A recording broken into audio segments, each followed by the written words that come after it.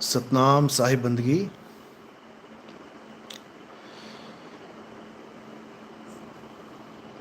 तो परमात्मा की अपार कृपा से, बंदी छोड़ की अपार दया से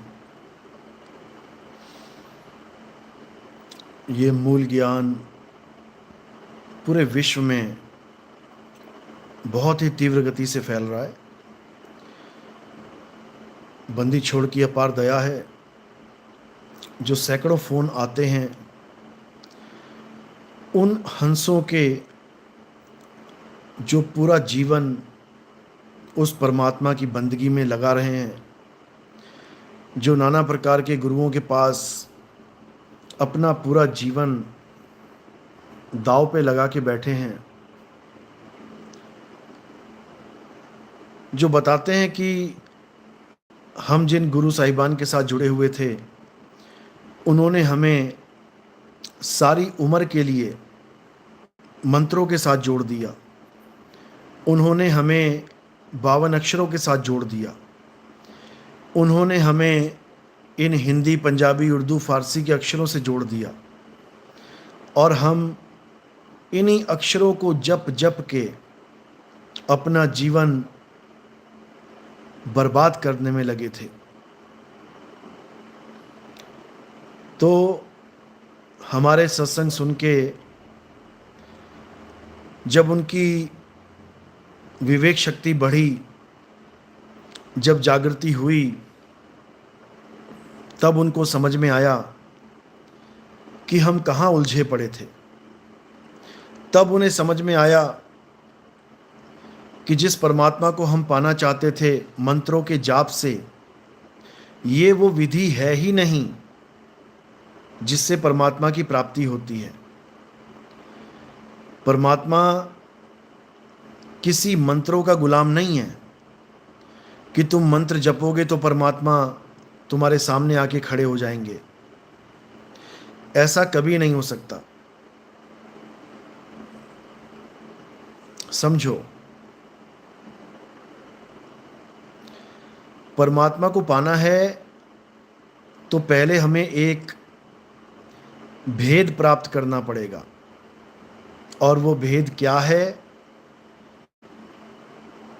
उसको भेदी गुरु ही समझा सकता है।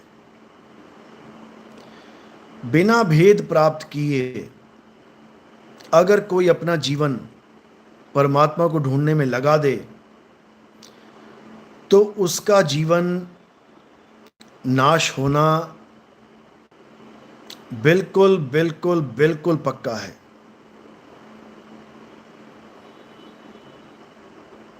101% उसका जीवन बर्बाद होगा। क्योंकि परमात्मा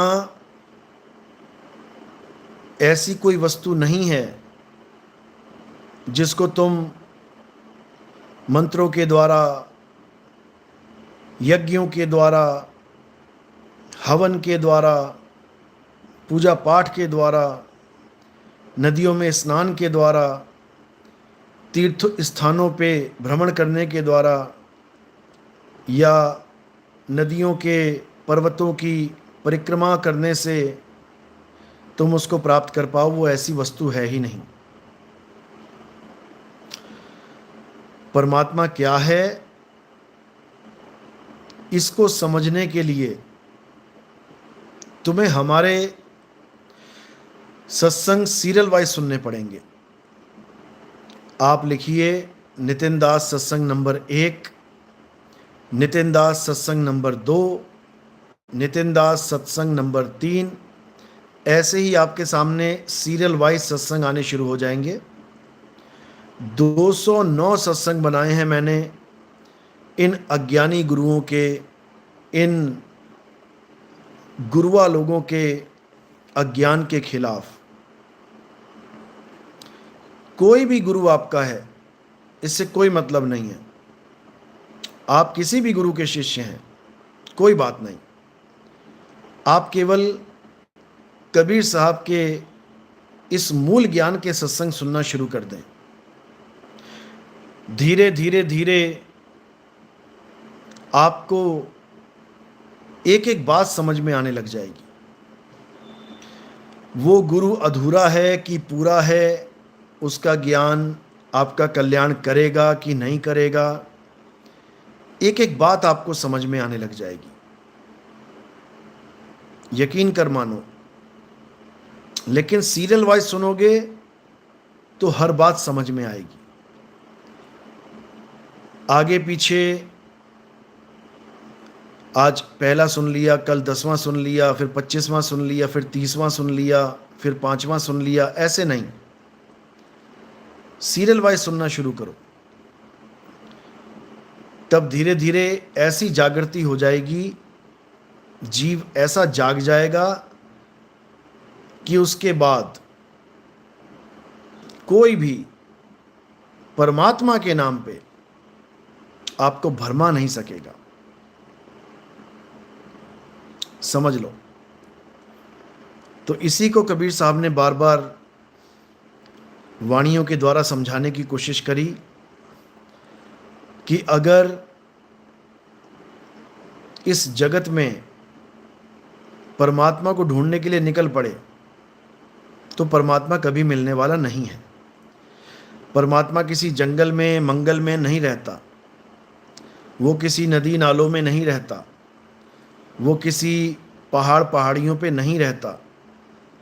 और अगर इस शरीर के अंदर परमात्मा ढूंढने की गलती कर दी तो मेरे भाई इस शरीर में भी परमात्मा नहीं रहता, इस काया में परमात्मा नहीं रहता। त्रिकुटी में, कंठ चक्र में, हृदय में, नाभि में, मूल द्वार में, इस शरीर में परमात्मा नहीं रहता। इस काया में कौन रहता है? इस काया का मालिक। और वो कौन है? वो मन राजा है। इस काया का राजा कौन है? मन। इस काया रूपी महल का राजा कौन है? मन। इसीलिए साहिब कहते हैं, संतों तन खोजा मन पाया। तन खोजा परमात्मा पाया नहीं। परमात्मा को पाने का घट अलग है और मन को पाने का घट अलग है।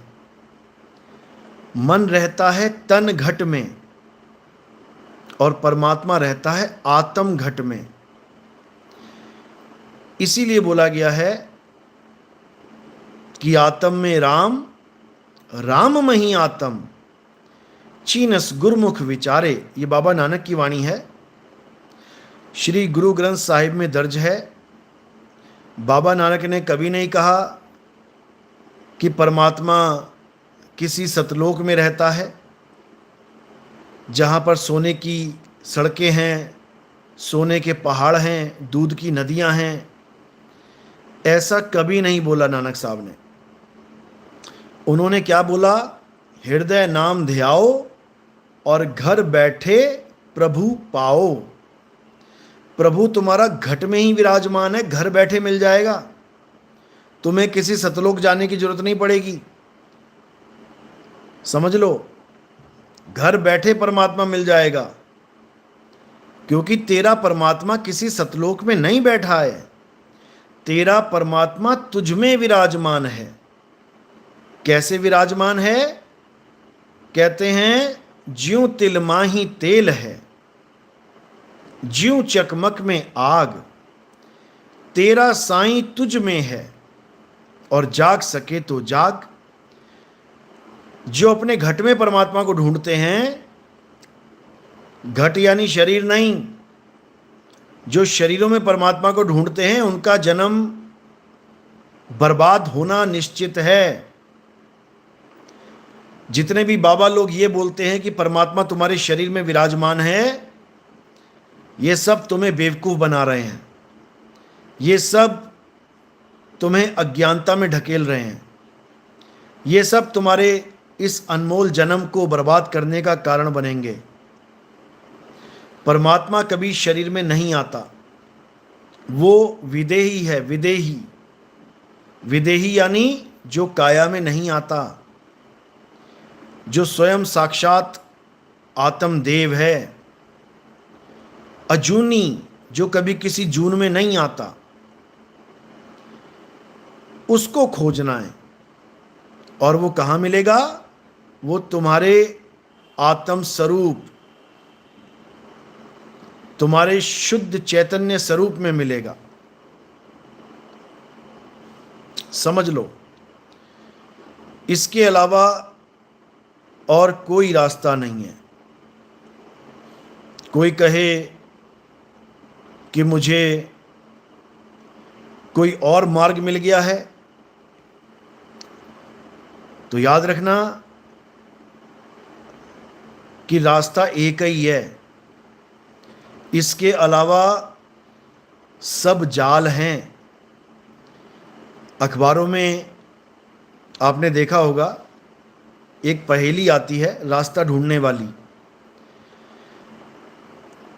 जैसे एक बच्चे के पीछे शेर पड़ा है, उसमें दिखाया गया कि बच्चे के पीछे शेर दहाड़ रहा है उसको खाने के लिए, और उस बच्चे से एक रास्ता शुरू किया जाता है और उसको घुमा घुमा के वहीं पर 20 रास्ते दिखा दिए जाते हैं।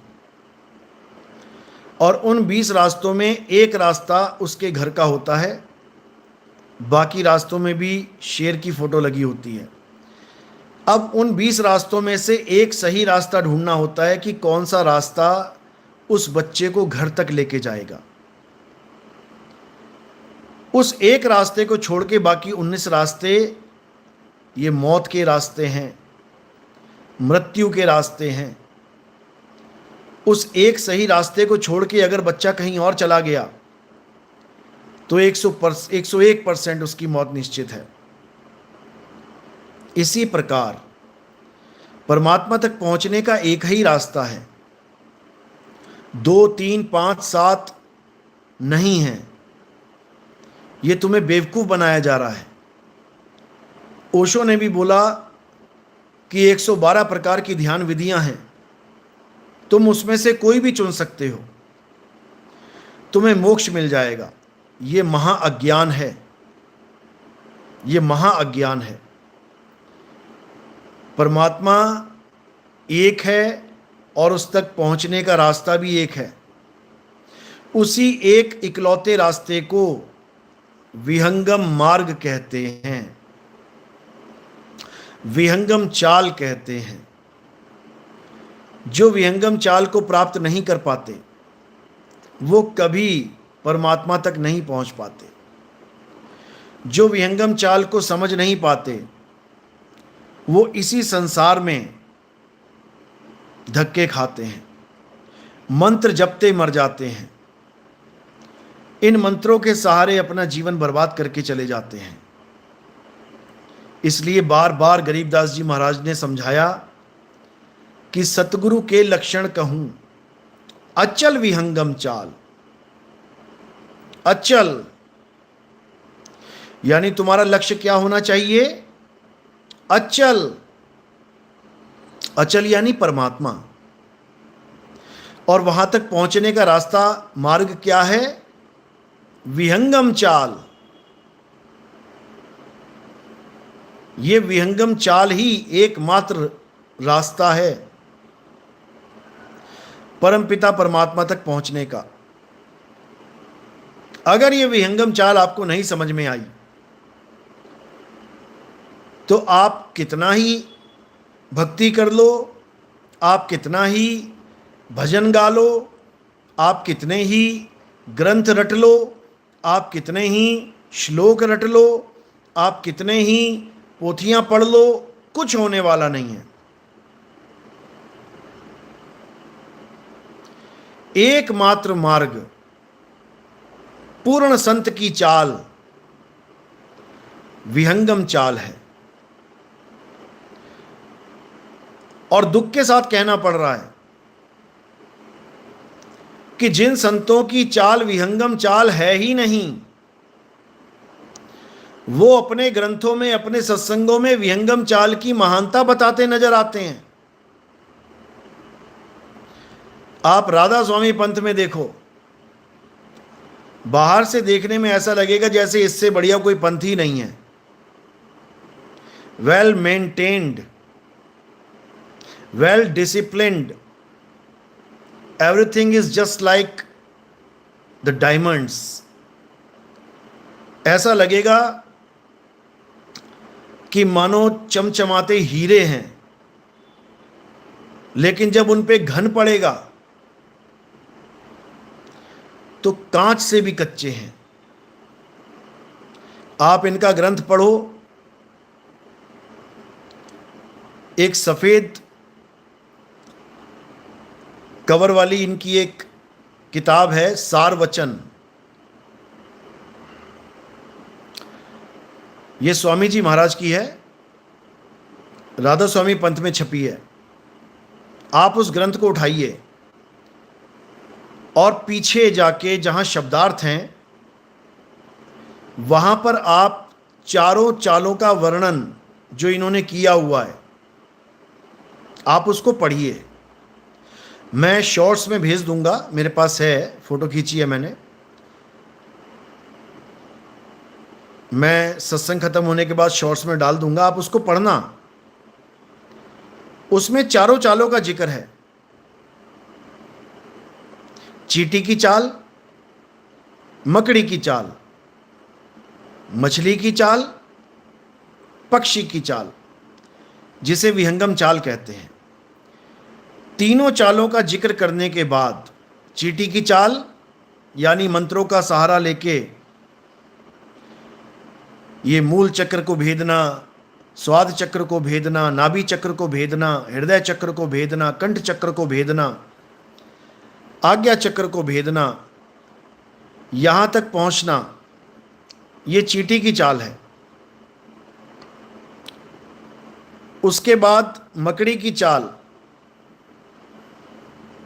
यानी जाना तो चिड़ी की तरह, चींटी की ही तरह,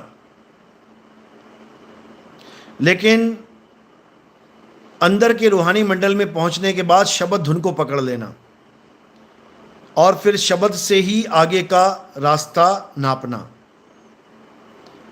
जैसे मकड़ी होती है, शुरू में दीवार पे चढ़ती है चींटी की तरह, लेकिन ऊपर पहुंचते ही जाला बुन लेती है और फिर जब नीचे उतरना होता है तो उसी जाल से एक डोर फेंकती है और उसी से ऊपर जाती है, नीचे जाती है।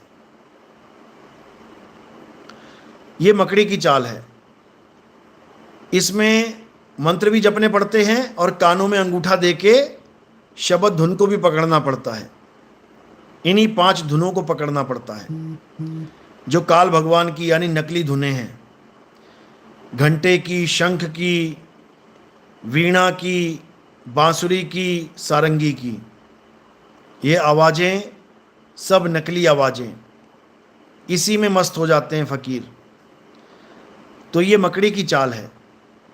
इसके बाद मछली की चाल, जिसमें श्वासों का सहारा लिया जाता है। जैसे मछली पानी के विपरीत छलांग मारती है।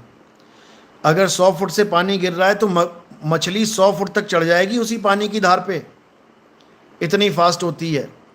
यानी सूरत को श्वासों के द्वारा चढ़ा लेना गगन में, ये मछली की चाल है। लेकिन इन तीनों चालों की व्याख्या करने के बाद क्या बोला कि ये तीनों चाल पूर्ण संत की चाल नहीं है।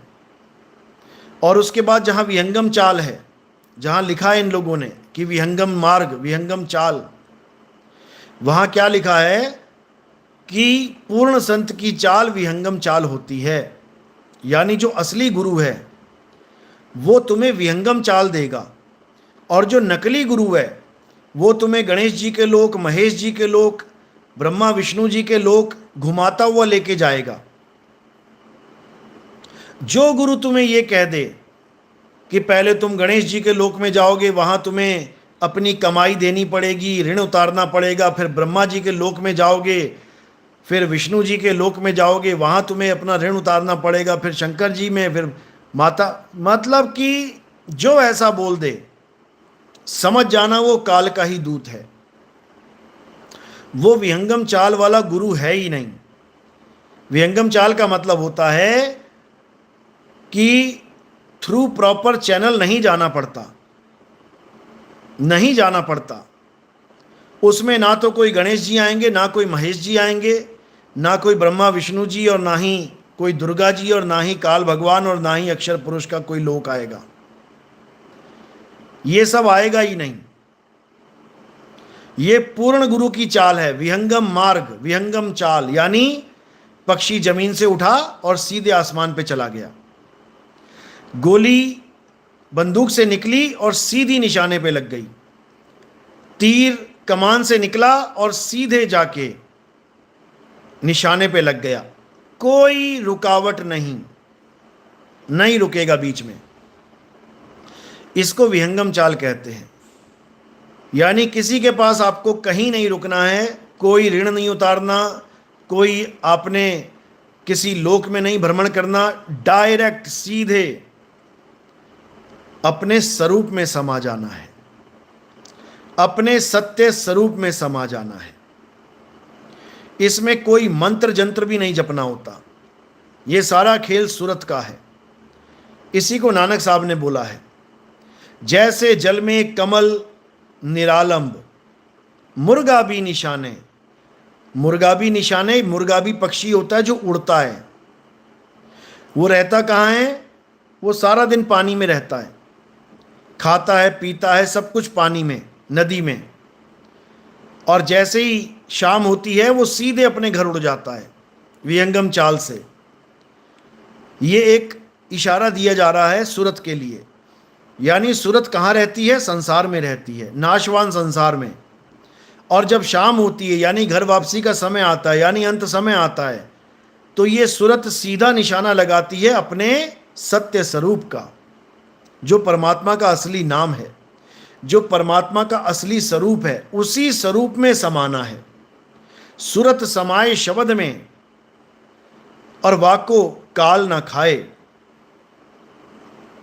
समझो, तो बाबा नानक समझा रहे हैं कि जैसे जल में कमल निरालंब, मुर्गा भी निशाने, सूरत शब्द भव सागर तरिए, नानक नाम बखाने। सूरत शब्द, बस दो ही चीजें हैं, सूरत और शब्द।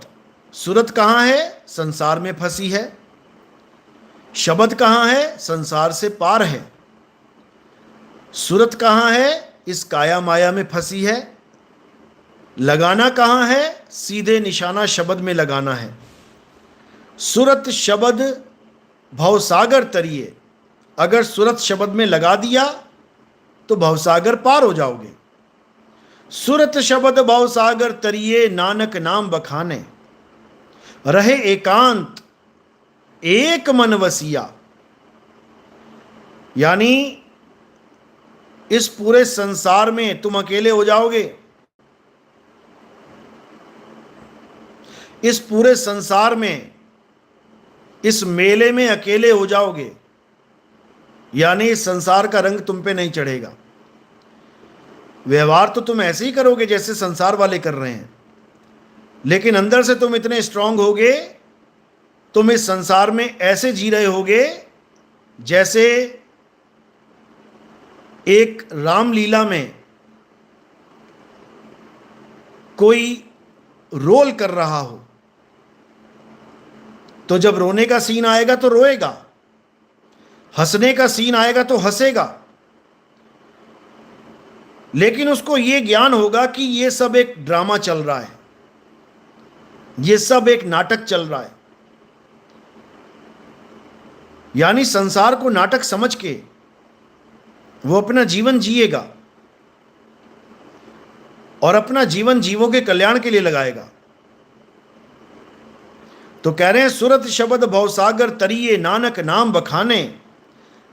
नानक नाम का मतलब ये नहीं है कि नानक साहब कह रहे हैं कोई नाम जपो, बिल्कुल नहीं। नाम जपना ही नहीं है। नाम जपने का मतलब है कि तुम इस भवसागर में गोते खाने के लिए तैयार हो रहे हो।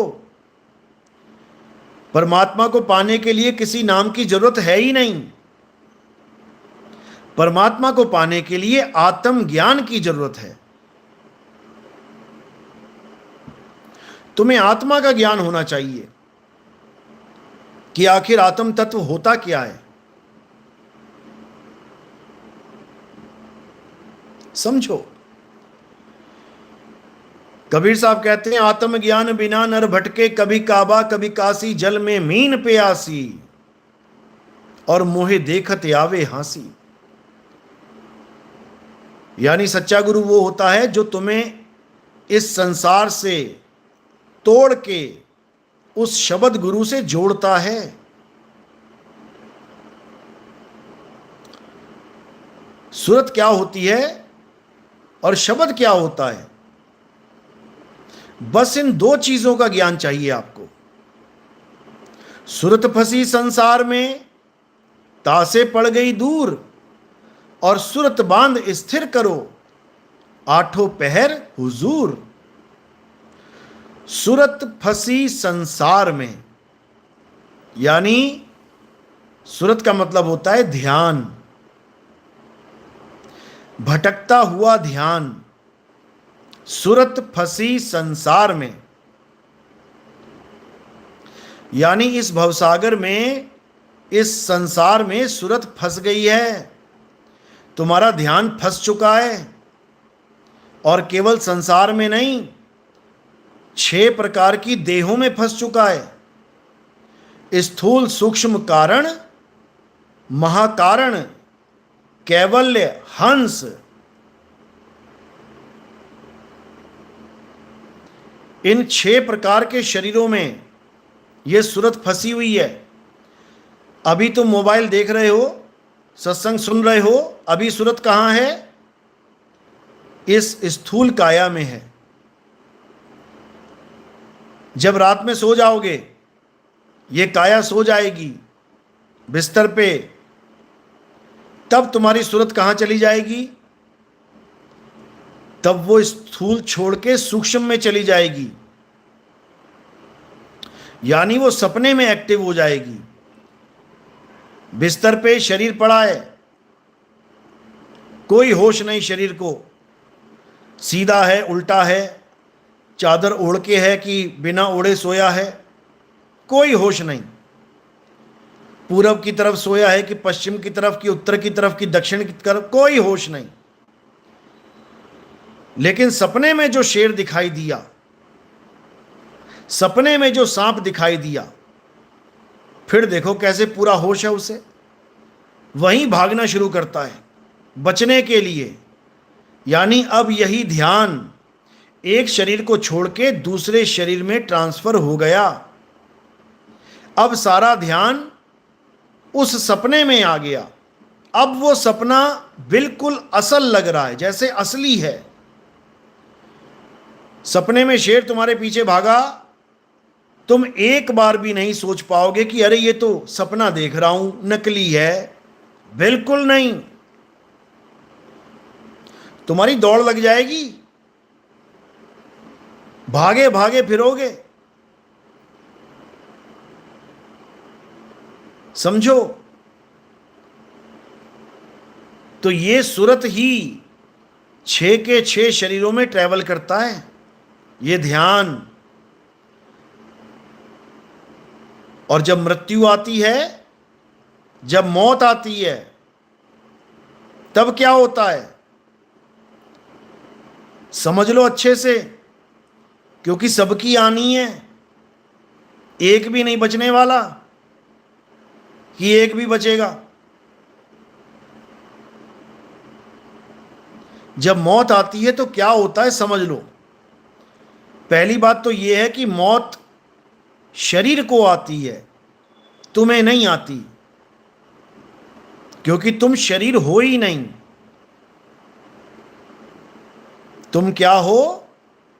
तुम अभी जीव हो। जीव क्या है?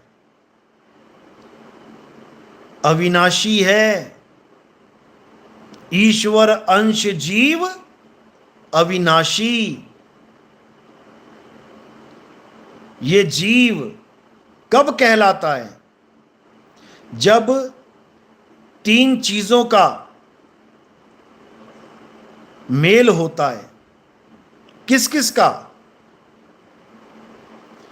सूरत का, मन का और तन का।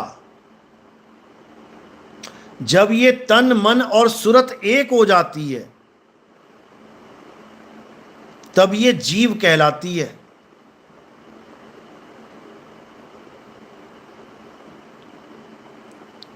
समझो, जब तन और मन अलग हो जाते हैं तो ये सूरत कहलाती है। तन और मन दोनों जड़ हैं, खत्म हो जाएंगे एक दिन, लेकिन सूरत कभी खत्म नहीं होती। सूरत ट्रांसफर होती है। सूरत एक शरीर से दूसरे शरीर में जाती है।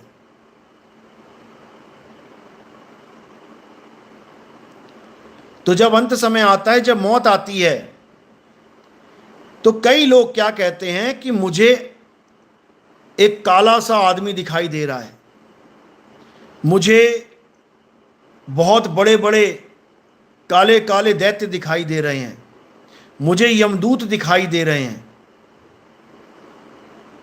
और वो किसी और को दिखाई नहीं दे देंगे, वो केवल उसी को दिखाई देंगे। कोई और साथ में भी खड़ा होगा, पूरा जोर लगा लेगा देखने में, लेकिन उसको नहीं दिखेंगे।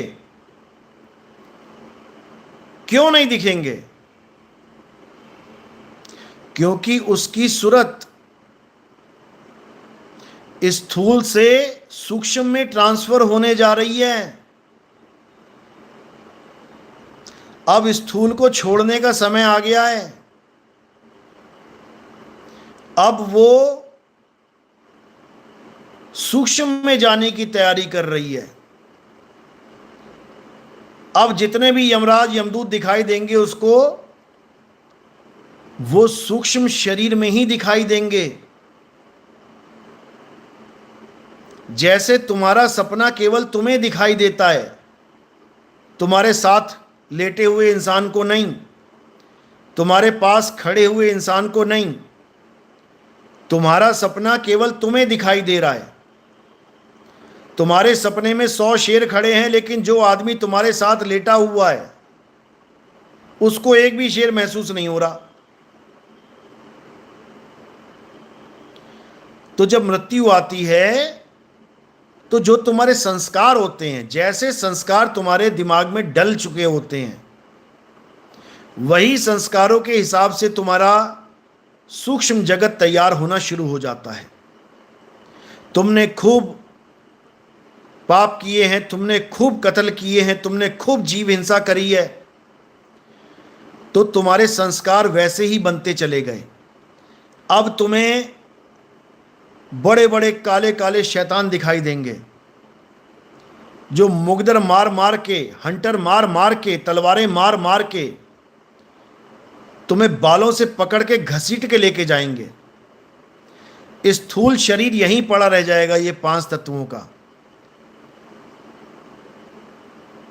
और सूक्ष्म शरीर को घसीट घसीट के लेके जाया जाएगा। इसकी पूरी कहानी गरुड़ पुराण, जो गरुड़ पुराण है, उसमें दर्ज है। आप उसको पढ़ के समझ सकते हो कि मैं क्या कहना चाह रहा हूं। तुम्हारी ऐसी हालत हो जाएगी शरीर छोड़ते हुए कि लहर अबदा ना।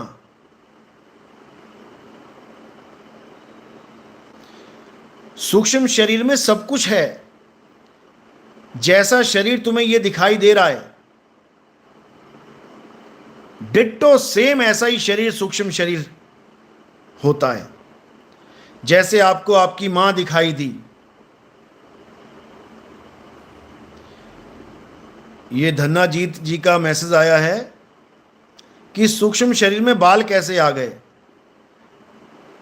जो सपने तुम देखते हो, क्या उसमें सब गंजे दिखाई देते हैं? तुम्हें सपने में तुम्हारे यार दोस्त दिखाई देते हैं, क्या वो सब गंजे दिखाई देते हैं? क्या बाल नहीं दिखाई देते? थोड़ी बुद्धि लगा लो, थोड़ा विवेक लगा लो। पहले बात को समझ लिया जाता है कि बताया क्या जा रहा है।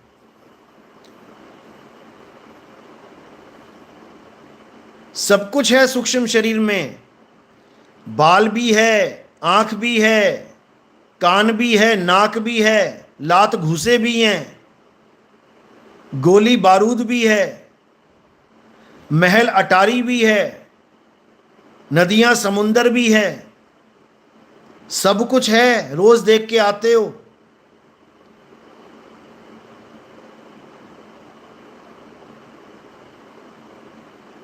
तो यही एकमात्र रास्ता है शरीर छोड़ के जाने का। जो लोग कहते हैं मेरे पिताजी चल बसे, मेरे पिताजी शरीर छोड़ के चले गए, अब उनसे पूछो कहां चले गए तो कोई अता पता नहीं। वो सूक्ष्म शरीर में चले जाते हैं। हर बाबा, हर भगत, हर योगी, हर प्रभु के जितने भी प्यारे जो भक्ति कर रहे हैं भगवान की, वो यही भक्ति कर रहे हैं स्थूल से सूक्ष्म में जाने की, और फिर सूक्ष्म से कारण में चले जाएंगे, कारण से महाकारण में चले जाएंगे। जिसकी भक्ति बनती जाएगी वो और डीप जाता ही जाएगा, जाता ही जाएगा। तो ये जितने भी शरीर छोड़ के जाएंगे, ये कहां जाएंगे? ये लोकों में जाएंगे।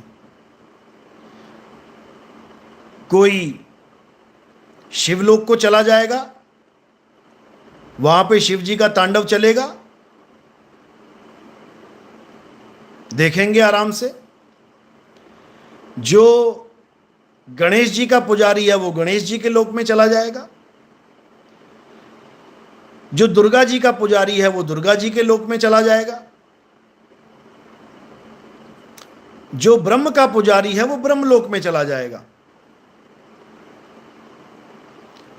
जो रामपाल जी का पुजारी है वो नकली सतलोक में चला जाएगा, जहां पे बड़े बड़े पहाड़ हैं सोने के, जहां दूध की नदियां हैं, जहां पे सोने की सड़कें हैं। बताओ, सोने की सड़कों पे चलेंगे महाराज हैं? यहां कोई ढंग की सड़क नहीं मिल रही है चलने को, और वहां सोने की सड़कों पे चलेंगे। बताओ, यहां अपने भक्तों को सोना पहनने नहीं दे रहे, कह रहे हैं सारा सोना आश्रम में दे दो हमें, कोई बात नहीं, नौने पौने दाम पे। कई भक्तों के फोन आते हैं कि हमें सोना पहनने को मना कर दिया गया है। पूछो क्यों? कहते सोने में काल घुसा हुआ है। बताओ, इनका काल सोने में घुस गया जाके, मतलब हद ही कर दी है। अरे वो कलयुग है, काल नहीं है, कलयुग। कलयुग का स्थान बताया गया सोने में।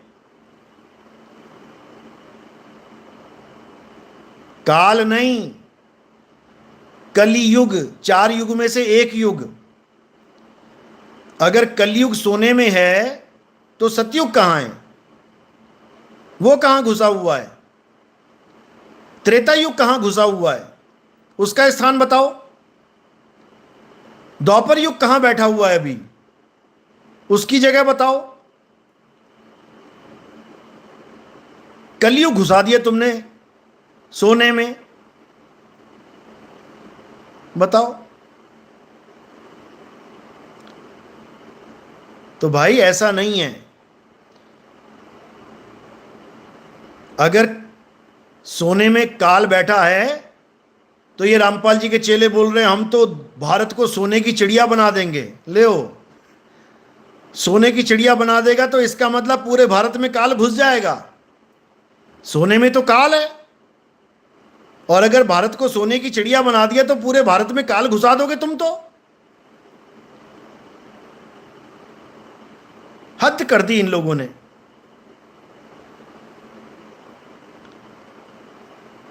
अरे सोना एक मुद्रा है।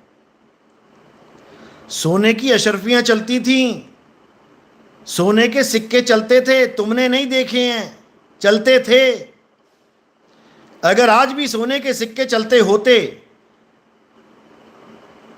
ये कागज के नोट ना होते, ये स्टील के लोहे के सिक्के ना होते और सोने के सिक्के चल रहे होते, तो क्या रामपाल जी कह देता कि तुम्हारे घर में सोने के सिक्के नहीं रहने चाहिए? तो क्या ये कह देता कि सारे सोने के सिक्के फेंक दो? ऐसे ऐसे मूर्ख गुरु आ गए हैं संसार में कि क्या बताया जाए। अरे जिसके पास ज्यादा सोना है वो देश खुद एक सोने की चिड़िया है, तुम क्या बनाओगे सोने की चिड़िया?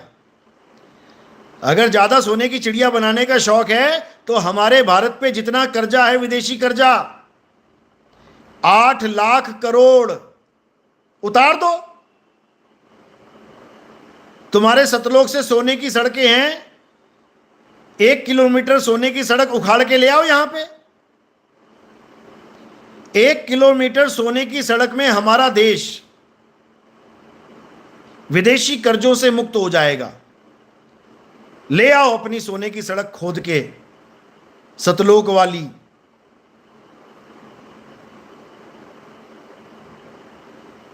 ऐसा मूर्ख बना दिया इन लोगों ने।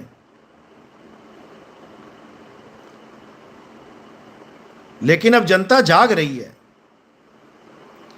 अब जनता समझ रही है कि कैसे कैसे गुरुओं के पाले पड़ गए हैं हम।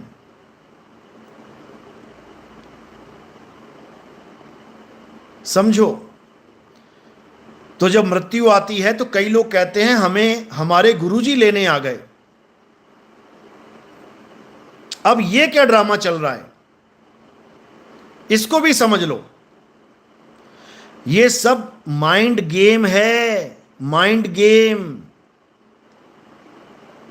ये सब तुम्हारे इस मन की उत्पत्ति है। समझो, ये गुरु लोग, गुरुआ लोग तुम्हारे दिमाग में एक कल्पना का जगत बना देते हैं।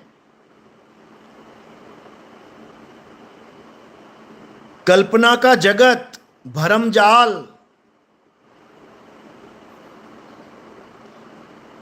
इसी को हेलुसिनेशन कहते हैं। समझ लो, यानी जैसी कहानियां तुम्हें रोज सुनाई जा रही हैं, तुम्हारा दिमाग उसी तरह हरकत करना शुरू कर दे रहा है।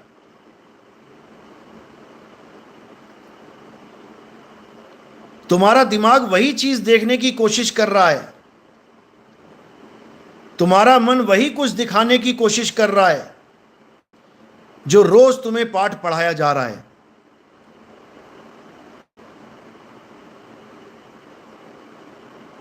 समझ लो,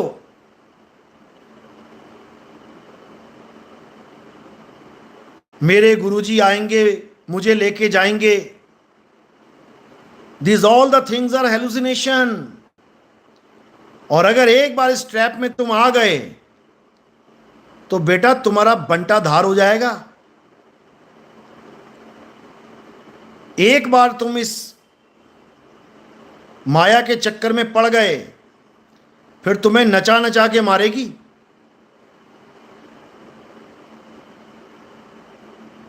सतगुरु क्या करता है, सतगुरु सारे भ्रमों को तोड़ देता है। यानी जितनी भी कल्पना है कि परमात्मा आदमी जैसा है, परमात्मा औरत जैसा है, परमात्मा सतलोक में बैठा है, परमात्मा अलख लोक में बैठा है, परमात्मा के 1000 करोड़ सूर्य चमक रहे हैं एक एक रोमकूप में, ये सब कल्पनाएं हैं, कल्पना। ये कल्पना जगत स्थापित किया जा रहा है तुम्हारी बुद्धि में, और जब ये संस्कार दिव्य हो जाएगा, यानी पूरा फिट हो जाएगा, तब तुम्हें सूक्ष्म जगत में यही दिखाई देने लग जाएगा।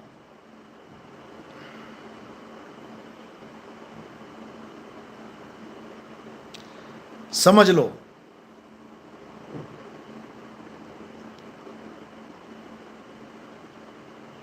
तो क्या करना है? इस सारे काया माया के खेल को खत्म कर देना है। यानी इस चीज पे बिल्कुल विश्वास नहीं करना है कि परमात्मा तुमसे भिन्न है, वो परमात्मा तुमसे जुदा है।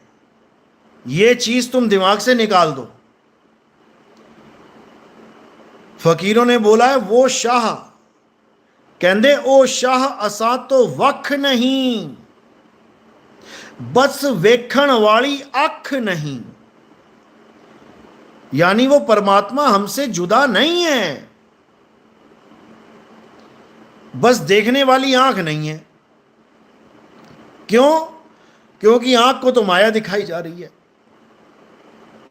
आंख को तो माया दिखाई जा रही है। तुम्हारे दिमाग में ऐसा गोबर भरा जा रहा है कि तुम सतलोक चलो, वहां बड़े बड़े मकान खाली पड़े हैं, बड़ी बड़ी बिल्डिंगें खाली पड़ी हैं। बताओ, अरे बिल्डिंगें इंसानों ने बनाई है भाई, और अभी बनाई हैं।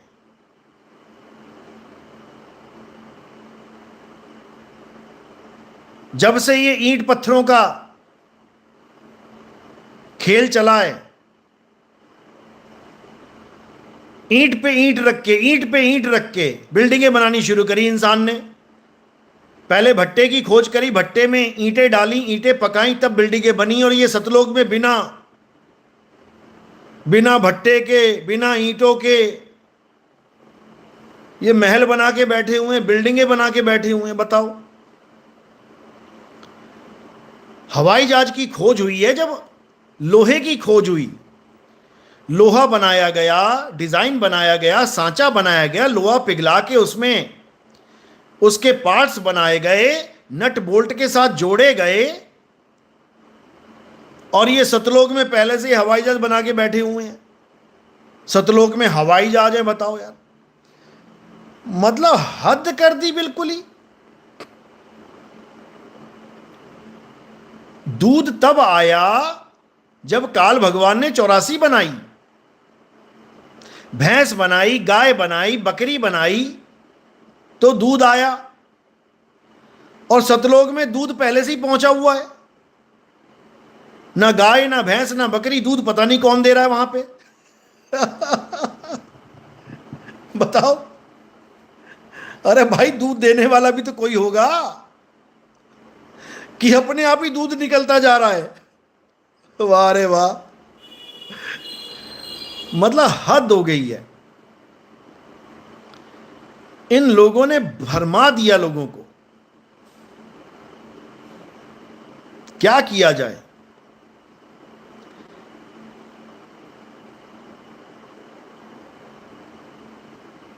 तो क्या करना है समझ लो। इससे पहले कि तुम्हारी मौत आए, तुम्हें ऐसी जगह ढूंढनी है जहां पे तुम्हारी सूरत सूक्ष्म में ना जाके सीधे शब्द में जुड़ जाए। बस, यानी काल के लोक को बाईपास कर देना है। और ये काल का लोक ये कहां है? ये यमलोक कहां है? अच्छे से समझ लेना। यमलोक जाने का दरवाजा कहां है? जहां तुम बिंदी लगाते हो, जहां तुम टीका लगाते हो, वहां है।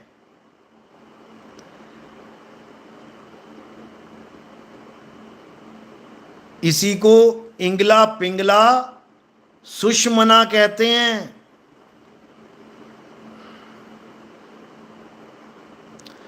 सूक्ष्मना यानी कि जहां मन सूक्ष्म रूप में रहता है। मन यानी यही काल भगवान है, यही घसीट घसीट के मारता है। मन ही स्वरूपी देव निरंजन, यानी ये काल निरंजन कौन है? ये मन ही है। मन ही स्वरूपी देव निरंजन, तुम्हें राखे भरमाई हो, ए हंसा तू अमर लोक का, पड़ा कालवश आई हो। काल के चक्कर में फंस गया हंसा।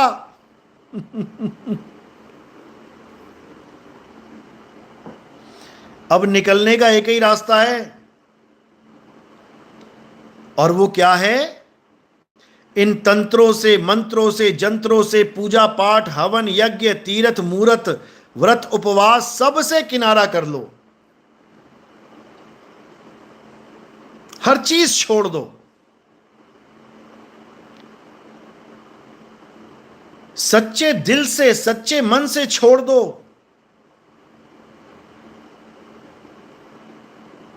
क्यों? क्योंकि ये सब सपने के अंग हैं।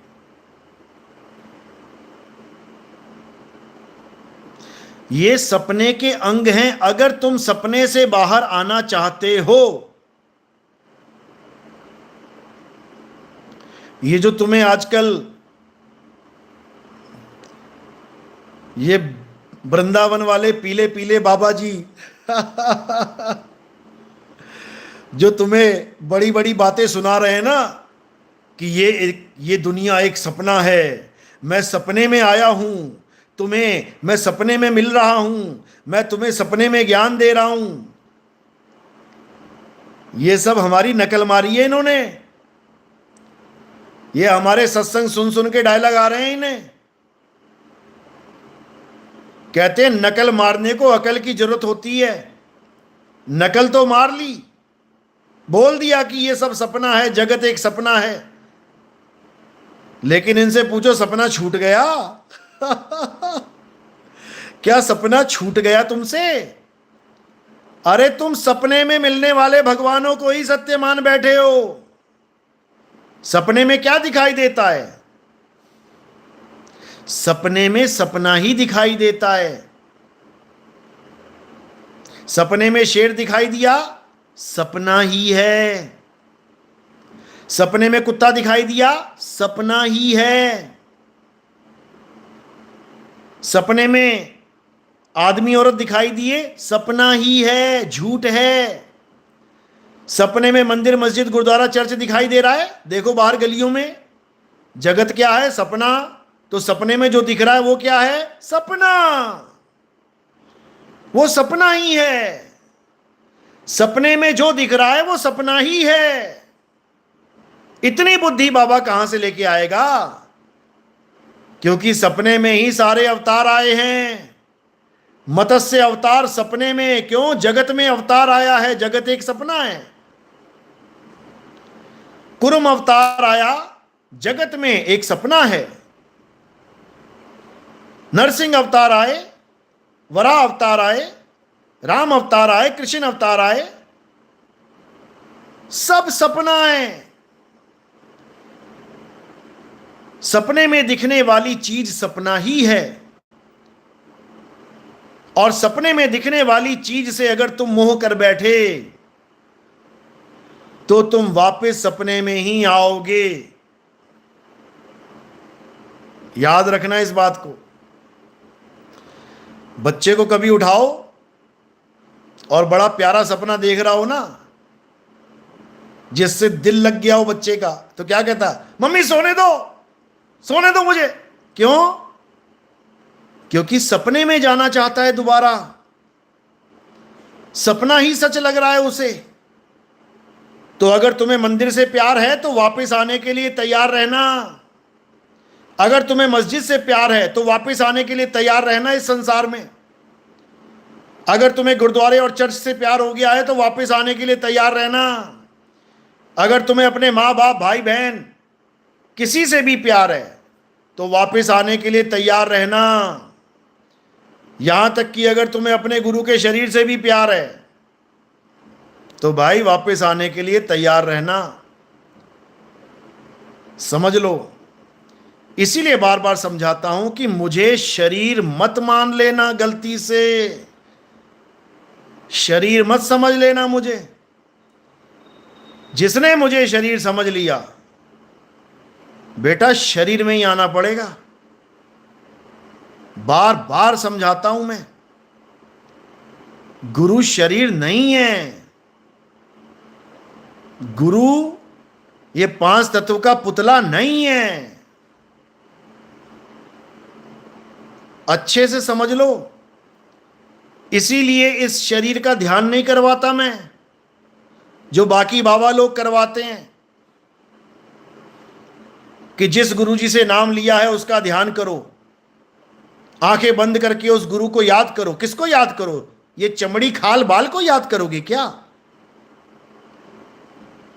चमड़ी खाल बाल को याद करोगे तो चमड़ी खाल बाल ही मिलेगा।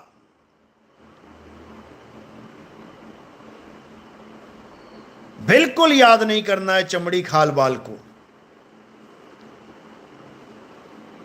किसको याद करना है?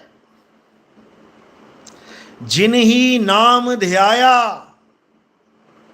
गए मसक्कत घाल, और नानक ते मुख उजले केती छूटी नाल। किसको ध्यान करना है? किसका ध्यान करना है? शब्द गुरु का ध्यान करना है। धुन में ध्यान, ध्यान में जाना, गुरमुख अकथ कहानी। समझ लो, ये जितने भी गुरु बने बैठे हैं जो अपने शरीरों का ध्यान करवा रहे हैं, ये सब तुम्हें सपने में वापस लेके आएंगे। इसीलिए सपने से परे होना है। उमा कहूं मैं अनुभव अपना, सत हरि भजन जगत सब सपना। तो सपने में ही राम जी आए, क्योंकि जगत में आए। जगत क्या है? सपना। सपने में ही कृष्ण जी आए, सपने में ही राधा आई, सपने में ही महात्मा बुद्ध आए, और सपने में ही सारे अवतार आए। अब जो इन सपनों के अवतारों की पूजा कर रहा है, तो मेरे भाई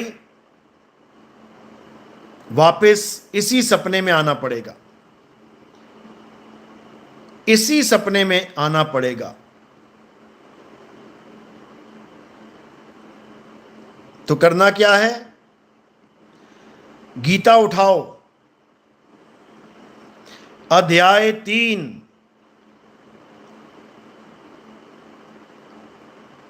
सत्रहवां श्लोक अच्छे से पढ़ो। क्या कह रहे हैं? हे अर्जुन, जो अपनी आत्मा में रमण करते हैं, अपनी आत्मा में, अपने जीव में नहीं, जीवात्मा में नहीं। जीवात्मा को तो ज्ञान समझाया जा रहा है। अर्जुन जीवात्मा है। अर्जुन को बताया जा रहा है कि अपनी आत्मा में रमण कर, जीवात्मा में नहीं। कौन सी आत्मा में? अचल आत्मा में। अचल आत्मा में रमण कर। अध्याय 2, 24वां श्लोक। हे अर्जुन, ये आत्मा अचल है। अडोल है, सदा स्थिर रहने वाली है। इस आत्मा में रमण करना है। ये आत्मा ही सत्य सनातन है।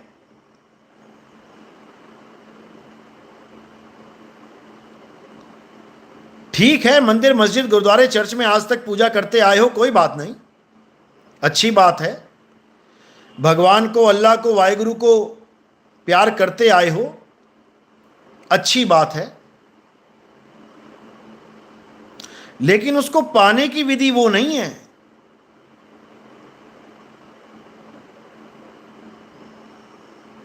उसको पाने की विधि बिल्कुल अलग है। विहंगम चाल, बिना विहंगम चाल के किसी का कल्याण नहीं हो सकता। और विहंगम चाल का मतलब बिना किसी स्टॉपेज के सीधा निशाने पे पहुंच जाना। उसमें ये स्टॉपेज नहीं आएंगे, पहले इस लोक में, फिर उस लोक में, फिर फलाने लोक में, ढिकाने लोक में, ये सब नहीं होगा। यानी दो ही ऑप्शन है, या सपने के अंदर या सपने से बाहर। अगर लोकों के चक्कर में पड़ गए तो इसका मतलब फिर सपने में सपना, सपने में सपना, सपने में सपना चल रहा है। याद रखो, तुम सपने में महल में हो, ठीक है, मान लिया सपने में महल में हो, या सपने में किसी जंगल में हो, मान लिया, लेकिन सपने से बाहर कहां हो? बेड पे हो, बेड पे। अब तुम्हें एक जंगल में से बोला जा रहा है कि अगर तुम बाहर निकलना चाहते हो तो एक जंगल छोड़ के दूसरे जंगल में जाओ, दूसरा जंगल छोड़ के तीसरे जंगल में जाओ, तीसरा जंगल छोड़ के चौथे में जाओ, पांचवें में जाओ, छठे में जाओ, सातवें में जाओ। उसके बाद जाके तुम सपने से बाहर आ जाओगे। और सपने से बाहर का भी मतलब क्या बता रखा है कि फिर किसी लोक में बैठ जाओगे जाके। और वो भी ऐसे ही लोक में जैसा माया ने बनाया है। वहां पे भी तुम्हें पहाड़ मिलेंगे, वहां पे भी तुम्हें नदियां मिलेंगी, वहां पे भी तुम्हें खजूर किशमिश मिलेंगे। बताओ, अरे सपने का महल और अंदर सपनों के महल, वो सब महल हैं। जब तक तुम किसी महल में खड़े दिख रहे हो तब तक तुम सपने में ही हो। और जब तुम सपने से बाहर आओगे ये सारे महल वहल खत्म हो जाएंगे, अपनी चारपाई पे अकेले पड़े होगे, महल ही गायब हो जाएंगे। इसीलिए गरीबदास जी महाराज ने बोला कि जब तक तुम गांव ठाव में बैठे हो, जब तक तुम ऐसी जगह हो जहां पर कोई गांव है, बस्ती है, मकान है, दुकान है, सड़क है, नदी है, नाला है, आसमान है, धरती है, सूरज है, चांद सितारे हैं, तब तक तुम अपने असली घर नहीं पहुंचे। क्योंकि संत वाणियों में समझा देते हैं, इशारों में समझा देते हैं। कहते हैं सोहंग ऊपर और है। अब ये सोहंग वो अक्षर पुरुष नहीं है कि तुम्हारा 5 लाख ब्रह्मांड का स्वामी। क्या बता रखा है इन लोगों ने, 21,000 और 5 करोड़ क्या बताते रहते हैं ये लोग। सोहंग यानी जीव। जीव से ऊपर कौन है? पीव।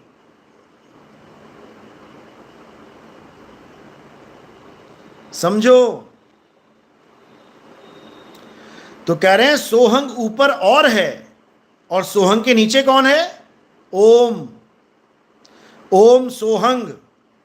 ओम यानी काया जो एक दिन नाश हो जाएगी, और सोहंग यानी जीव जिसका कभी नाश नहीं होगा। यही गीता में 3 पुरुष बताए गए हैं, ओम, सोहंग और सत्य। ओम यानी काया, अक्षर पुरुष। अक्षर पुरुष से नीचे कौन सा पुरुष बताया? शर पुरुष। हे अर्जुन, इस दुनिया में 3 प्रकार के पुरुष हैं। एक शर पुरुष है शर पुरुष तो जीवों के नाशवान शरीर को जानो। गीता प्रेस गोरखपुर में बिल्कुल स्पष्ट लिखा हुआ है, जाके पढ़ो उसको। 3 प्रकार के पुरुष कौन है? हे अर्जुन, शर पुरुष इस नाशवान शरीर को जानो। किसका शरीर? जीवों का शरीर।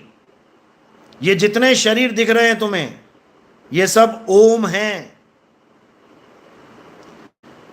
ओहम काया मरी मरी जाए। और इस काया को कौन चला रहा है? सोहंग जीव। ये जितने भी गुरु सोहंग सोहंग नाम जपवाते हैं, ये सब जीव का नाम दे रहे हैं तुम्हें। ये जीव का ज्ञान दे रहे हैं तुम्हें, ये आत्मा का ज्ञान नहीं है। समझ लो। तो कह रहे हैं सोहंग नाम भी पूर्ण नहीं है। सोहंग ऊपर और है। सत सुकरत इक नाम। अब यहां पे सत कबीर क्यों नहीं बोला?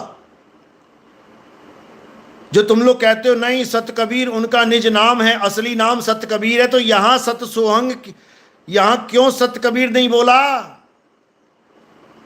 सोहंग ऊपर और है, सत सुकृत इक नाम। सत सुकृत नाम बोला है। जपो इसको फिर बैठ के। ओम सोहंग सत कबीर, ओम सोहंग सत कबीर करते हो। यहां तो सोहंग ऊपर और है, सत सुकृत इक नाम। ओम सोहंग सत सुकृत जपो फिर बैठ के। मूर्खों, आगे क्या बोल रहे हैं? सोहंग ऊपर और है, सत सुकृत इक नाम। सब हंसों का वंश है, नहीं बस्ती नहीं गाम। ना कोई बस्ती है वहां पे और ना ही कोई गांव है वहां पे। यानी वहां पर ये मकान दुकान कुछ नहीं है मेरे भाई। ये सब माया का जाल है। और जो गुरु इसको नहीं जानता, वो तुम्हें पक्का फंसा के मारेगा इसी बस्ती, इसी गांव में। हालत खराब हो जाएगी। क्योंकि ये मूर्खानंद केवल वाणी पढ़ना जानते हैं, समझना नहीं जानते। इनके बस की बात नहीं है कि ये वाणी समझ लें। बिल्कुल मना कर दिया। कबीर साहब ने हर प्रकार के लोक का खंडन किया है। कहते हैं लोक अलोक शब्द है भाई, और जिन जाना तिन संशय जाई। समझो, यानी असली सतलोक, असली अलखलोक, असली अगमलोक, असली अनामी लोक शब्द को बोला गया है। ये पर्यायवाची शब्द हैं सारे। जैसे जल, वाटर, नीर, तोय, पानी किसको बोला गया है? H2O को। और H2O क्या है? तत्व है, तत्व ज्ञान है ये। हाइड्रोजन के 2 और ऑक्सीजन का 1 मॉलिक्यूल, ये तत्व ज्ञान है। इस तत्व के नाम हजारों रख दिए लोगों ने। हर देश में अलग नाम लिया जाता है, पानी का, जल का, वाटर का, नीर का, तोय का। नाम अलग अलग हो सकते हैं, लेकिन तत्व एक ही है। इसी प्रकार जो आत्म तत्व है वो एक ही है। उसके अनंतों नाम रख दिए गए हैं, लेकिन उन नामों को जपने से मुक्ति नहीं होगी। कबीर साहब ने वाणी बोली, कहते कोटि नाम संसार में, इनसे मुक्ति ना होए। सारे नाम खत्म कर दिए, करोड़ों नाम। इसमें राधा स्वामी वाले भी आ गए, इसमें रामपाल जी वाले भी आ गए, इसमें निरंकारी भी आ गए, इसमें सतपाल जी महाराज वाले भी आ गए, इसमें ये वाले महाराज, वो वाले महाराज, सारी दुनिया के महाराज आ गए। सबके नाम आ गए इसी में, क्योंकि 52 अक्षरी हैं।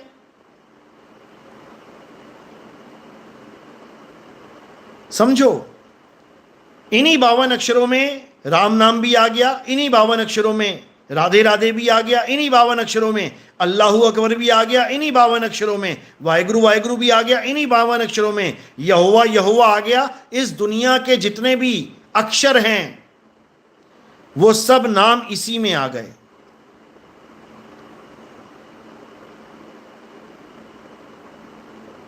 सारे नाम बोलने के बाद क्या समझा रहे हैं कबीर साहब?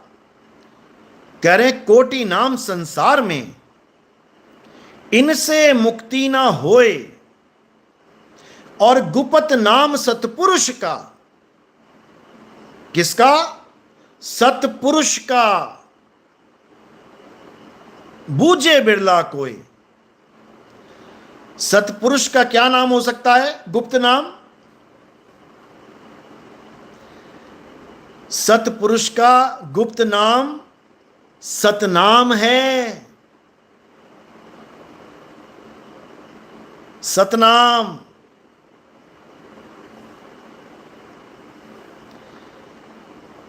उसी को सत्य स्वरूपी नाम कहते हैं। सतनाम सत्य स्वरूपी नाम। सतनाम ओम सोहंग नहीं है। सतनाम यानी सच्चा नाम किसका होगा? एक तू सच्चा, तेरा नाम सच्चा।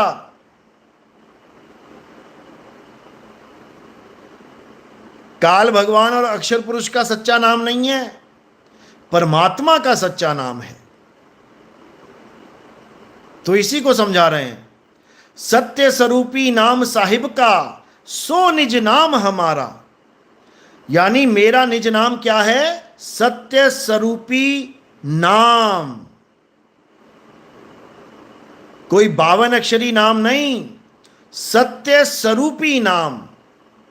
जो ये रामपाल जी का चेला दिखा रहा है ना, राम स्नेही पंथ की किताब खोल के उसमें लिखा हुआ है कि राम राम जपने से सत्य स्वरूप प्राप्त नहीं होगा। उस सत्य स्वरूप को ये निकम्मा क्या बता रहा है कि मोक्ष प्राप्त नहीं होगा। अरे तेरा मोक्ष है ही क्या? तेरा मोक्ष तो सतलोक जाने को मोक्ष मान के बैठ गया है। वहां सत्य स्वरूपी नाम की बात चल रही है। सत्य स्वरूप यानी तुम्हें तुम्हारा सत्य स्वरूप प्राप्त हो जाए, यानी तुम्हें यह समझ में आ जाए कि तुम अजन्मे हो, तुम नित्य हो, तुम ये काया माया नहीं हो, तुम आदमी औरत नहीं हो, तुम्हारा भगवान भी आदमी औरत नहीं है। उसे कहते हैं सत्य नाम, उसे कहते हैं सत्य स्वरूप। समझे? कबीर सागर पेज नंबर 3 पे पढ़ लेना, कभी दिखाएगा नहीं ये रामपाल जी महाराज। क्या लिखा है? धर्मदास तुमसे कहूं मैं नाम विचारी, और ना वो ज्योत ना पुरुष ना नारी। दिखाए? है हिम्मत तो दिखाए पूरे समाज में। कबीर सागर का बड़ा शौक है ना दिखाने का। दिखा पेज नंबर 3। वो परमात्मा ना ज्योति स्वरूप है और ना ही आदमी औरत है। दुर्गा जी का ग्रंथ दिखाता है श्रीमद् देवी भागवत महापुराण। उसमें ब्रह्मा विष्णु महेश जी की उत्पत्ति और प्रलय दिखाता रहेगा 24 घंटा। ब्रह्मा जी, विष्णु जी, शंकर जी, ये तीनों दुर्गा जी ने पैदा किए हैं। तीनों को दुर्गा जी संहार कर देती है, वो सारा दिखा देगा।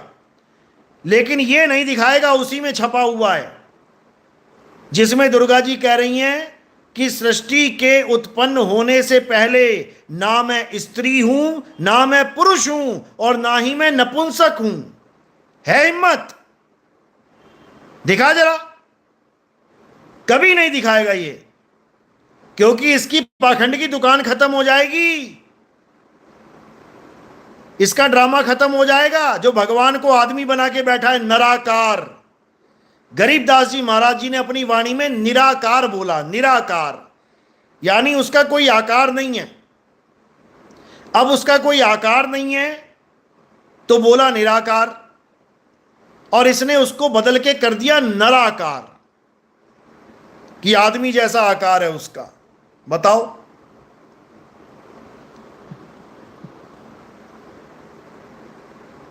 मतलब सामने सामने ही वाणी बदल रहा है।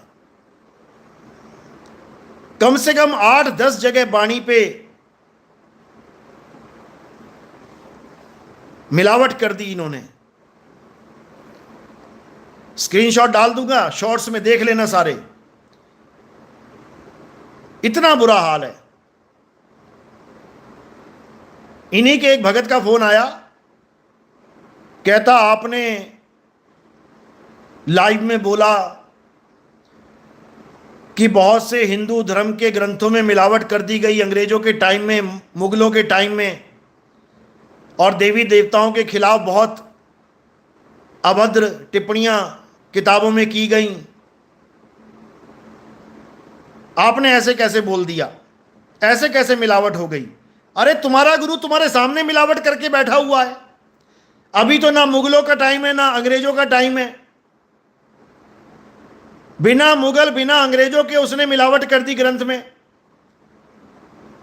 मैं शॉर्ट्स में डाल दूंगा, अगर थोड़ा भी बुद्धि विवेक है तो जाके पूछना अपने गुरु से कि इतनी मिलावट क्यों कर दी, क्या कमी रह गई थी गरीबदास जी के महाराज के ग्रंथ में। जबकि ये खुद ही बोलता था अपने सत्संगों में कि गरीबदास जी महाराज ने इतना बड़ा ग्रंथ लिख दिया है, ये कैसे लिखा उस छोटे से बालक ने। कबीर साहब ने अपने दिमाग से उसके दिमाग को अटैच कर दिया, यानी जैसे ब्लूटूथ से तुम 1000 MB की फाइल भेज रहे हो तो एक एक बात वही वहां डाउनलोड हो जाएगी। यानी गरीबदास जी महाराज वो लिख रहे हैं जो कबीर साहब उनको लिखवा रहे हैं। अब जब कबीर साहब लिखवा रहे हैं तो उसमें गलती होने का कोई मतलब ही नहीं है कि कोई वाणी में गलती रह जाए या कोई मिस्टेक हो जाए, क्योंकि वो सारा मामला ही ब्लूटूथ वाला है। वो ऐसा तो है नहीं है कि कबीर साहब ने लिख के वाणी बोल दिया हो कि इसको नकल मार लेना तो लिखने में और देखने में कोई मिस्टेक हो जाए। जब सारी वाणी ब्लूटूथ की तरह उसमें एंटर कर दी गई तो भैया गलती कहां रह गई जो तुम उसको सुधार रहे हो? बताओ।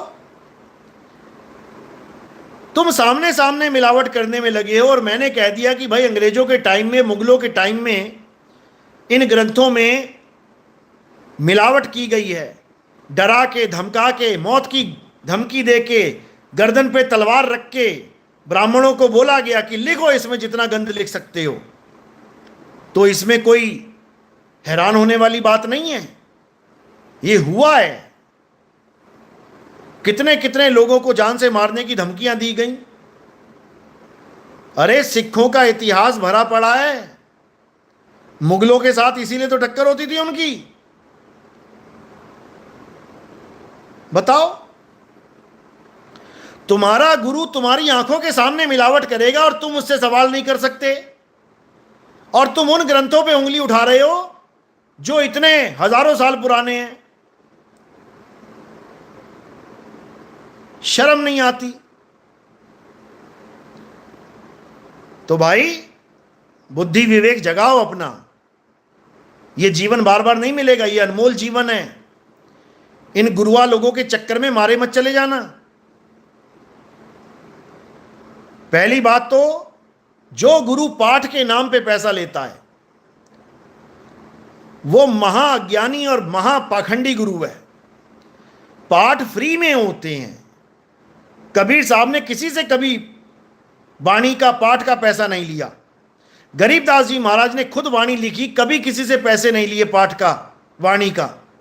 रविदास जी महाराज की वाणी, कभी उन्होंने पैसा नहीं लिया कि मेरी वाणी पढ़ो और मुझे पैसा दो।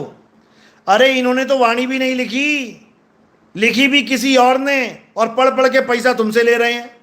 21,000 दे दो, 51,000 दे दो, 1 लाख दे दो, बताओ। अरे 4 लाइनें तुम लिख देते अपनी, 4 पन्ने ही भर देते अपने, उसी को पढ़ पढ़ के पैसा कमा लेते, तब भी वो जायज पैसा होता कि तेरी बाणी है तो लोग पढ़ रहे हैं, कमा रहा है पैसा। तेरी बाणी नहीं, तूने कुछ लिखा नहीं, और जो बाणी है उसमें भी मिलावट की है, मिलावट करने के बाद फिर पैसा मांग रहा है। बताओ, मिलावट करने के पैसे कमा रहा है। कोई इसको पूछने वाला हो कि मिलावट कैसे कर दी वाणी में। और एक सत्संग में बता भी रहे थे कि किसी एक आदमी ने एक अक्षर मिलावट करने की कोशिश करी तो उसको अधरंग हो गया, अधरंग यानी आधी बॉडी उसकी काम करना बेकार हो गया। बताओ, और खुद इतनी इतनी मिलावट करके बैठा है, इसीलिए जेल में धक्के खा के आया है, अभी भी नहीं सुधर रहा है। दिक्कत तो यह है, अभी भी माफी मांग लो भाई कि मैंने वाणी में मिलावट करी है, यह प्रूफ है हमारे पास। और इस बात की भी माफी मांग लो कि हमने मदन साहिब का दोहा आप 20 सालों से हम यूज कर रहे हैं और हमने कभी उस संत का नाम तक नहीं लिखा, इसकी भी माफी मांग लो तो परमात्मा शायद माफ कर दे। या उस दोहे को हटा दो अपनी ज्ञान गंगा से। ये ज्ञान गंगा नहीं, ज्ञान गंदा है। हटा दो उस दोहे को। जिस संत का तुम नाम तक नहीं छाप सकते, उसका दोहा लिखने का तुम्हें कोई अधिकार नहीं है, समझ लो।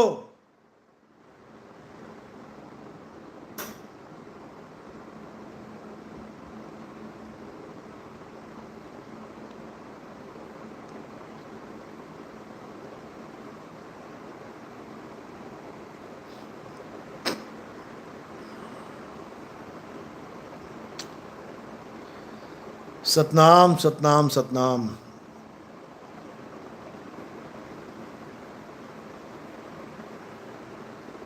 चलो,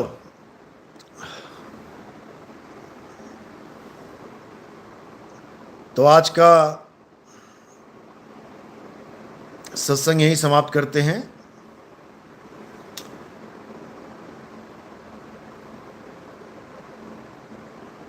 और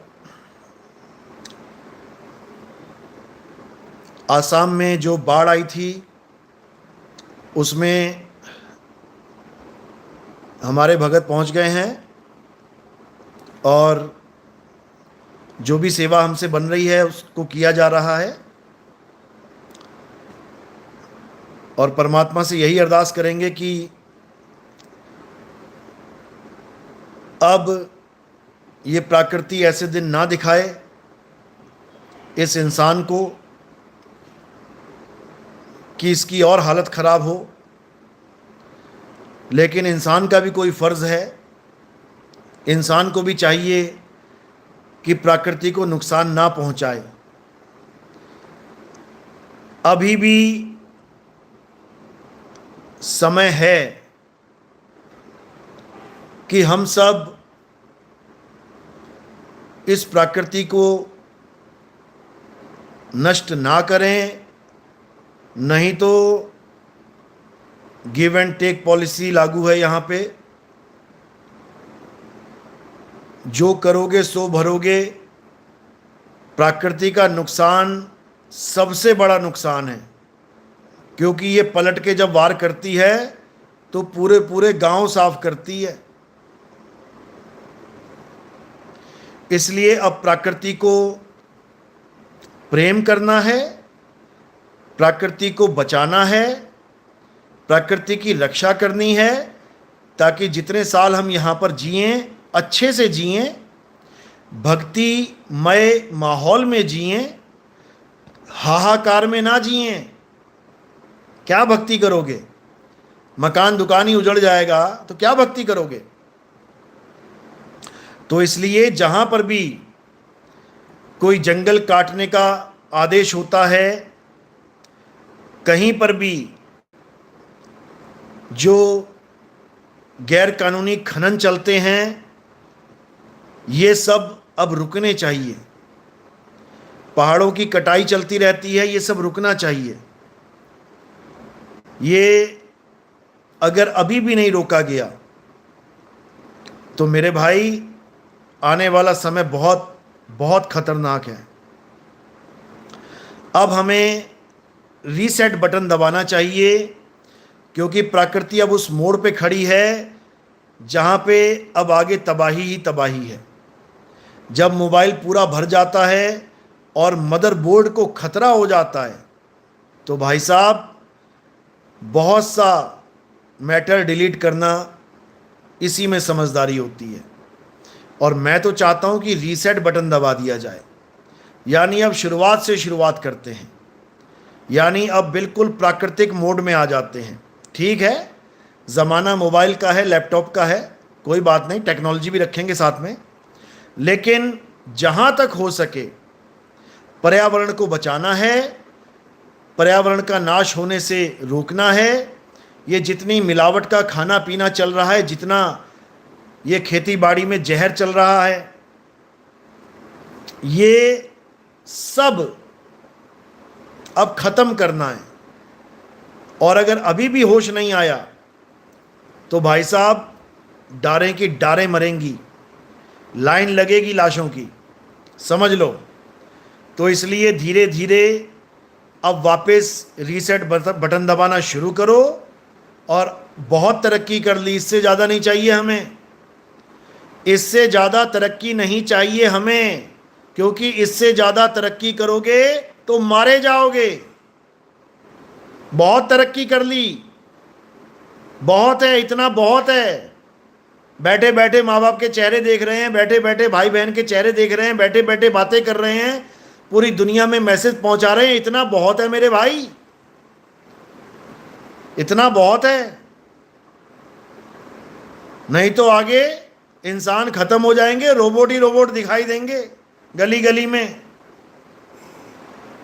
ये रोबोटिक दुनिया नहीं चाहिए हमें, इंसानों की बसी हुई दुनिया चाहिए। तो रीसेट का बटन दबाओ और प्राकृतिक हो जाओ।